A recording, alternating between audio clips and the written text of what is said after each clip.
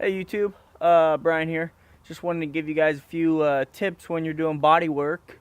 I am no professional by means, but from what I've been doing, I can give you guys a few tips of some ideas on how to do it, and using bondo and stuff like that and trying to smooth it out.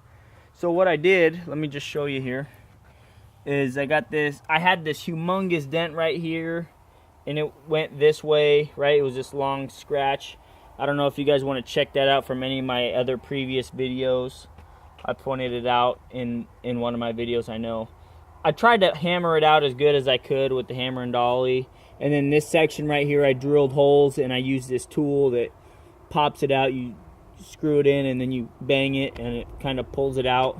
And I did as best as I could with it, and then I filled it in with, I just welded it up, you know. By the way, check out one of my videos on how to fill in those holes, the trim holes.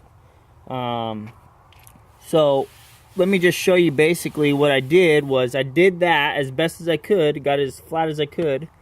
Then what I did is I took, it's called bondo. What it is this gray substance, right?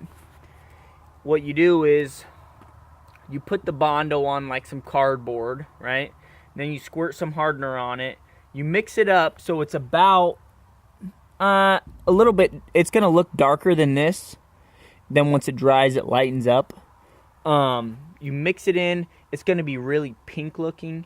You can use a, it comes with a little putty kind of plastic thing to work it with. But I prefer the metal ones. And it's not that hard to clean up. So you just mix it in really, really well, okay? And then you only got so much time to work with it, right? So what you do is you take, actually, I'll just grab the putty tool I used, just so you can get an idea of what I was using.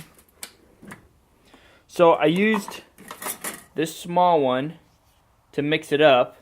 This was already dirty before, so I got it as clean as I could, right?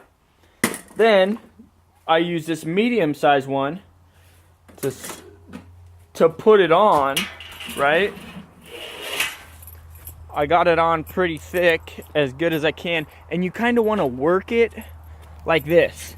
When you're putting it on, you want to kind of work it, you know, get the air bubbles out. Okay, you want to just smooth it out as best you can, right?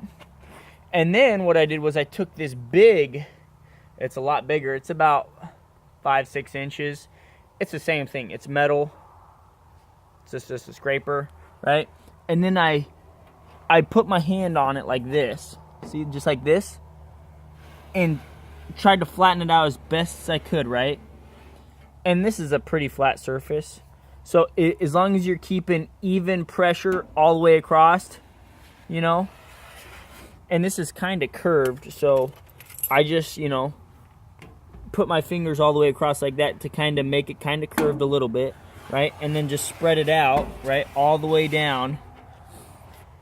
And you can tell once it starts hardening, it starts becoming crumbly. So once it's crumbly, you're too late, okay? So you've already exceeded the time that it takes to work it, right? So before it gets crumbly, you'll notice it'll start to get a little crumbly. That's when, you know, you're done working it.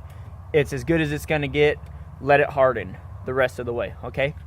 Then you wait another, I want to say 30 minutes, depending on how much hardener you put into it, before you can actually start sanding it. And what I like to do is I like to wait like 30 minutes. Some people wait a lot longer, but I've noticed if you wait 30 minutes, it's hard enough that it's not going to damage anything. So what you do is you just scrape off the extra, because when you're doing this, you're going to leave little grooves, okay? There's going to be extra putty lines where you didn't smooth it out 100%, right? And you can sand that off real quick before it hardens completely, and then you don't risk chipping anything, okay? So just smooth that out real quick, and then you can tell when it's hard enough that you can sand it, because it starts coming off in a powder, right? If it's coming off in chunks, it's still not hard enough to sand, okay? That's basically what you want to look for when you're doing it. I wish I could show you, but I can't really do the video and hold the phone at the same time, and it's a little too cold for my wife to be out here with me. So okay, another trick is once you get it sanded down good, you think it's good, then what you do is you spray some primer over it. Okay, you can see I sprayed this brown primer on it, right? Sprayed the brown primer on it.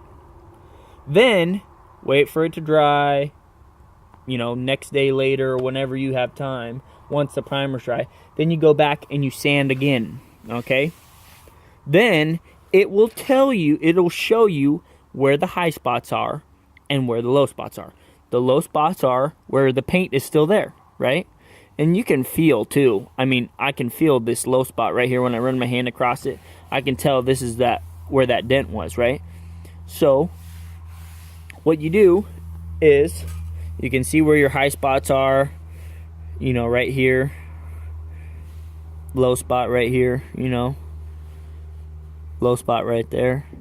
So you can just sand, and you want to get it as flat as you can. Then what you do is you just repeat the process. Sand all this stuff off, then put the bondo in those holes, right?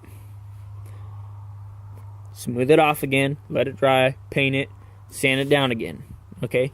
And you repeat the process until once you're sanding, it is all smooth, okay? You won't see any spots like this where the paint didn't get sanded, okay? Some people say it's best to block sand it, okay? That's for the professionals that are getting 100% perfect paint jobs that have no orange peel, that you can see your perfect reflection in, okay? We're just backyard mechanics. We want something to look decent, okay? You can use an orbital sander. I don't care what anybody says. I use this small, I think it's like a 4.5, 5-inch orbital sander, and I just, you know, go in a kind of a cross hatchway or circular motion, whatever you feel best. I don't think there is really a perfect way to do it, because honestly, if you're watching a YouTube video, it's not going to be perfect, okay? Just get over it. But you can make it look decent. You just repeat the process over and over and over. You probably got to do it 2-3 times, okay? Just so you can get all those little imperfections out. And a lot of times, let's see if I can find on here. Okay, see right there? I don't know if you can see. Let me find my finger. There was a little teeny bubble right there. I don't know if you can see it or not in the video quality of my camera phone. Or just look right here. Okay. You can see the bubble there. Okay. At least I hope you can. That's where a bubble formed. And then as I was sanding, you know, you found it. So now you got to go back, fill it in, repeat the process. It's not rocket science, guys. It's YouTube. Don't forget to like, comment, and subscribe. And I hope you enjoyed the video. If you found it useful, don't forget to share it on your social media site. Thank you, and see you later.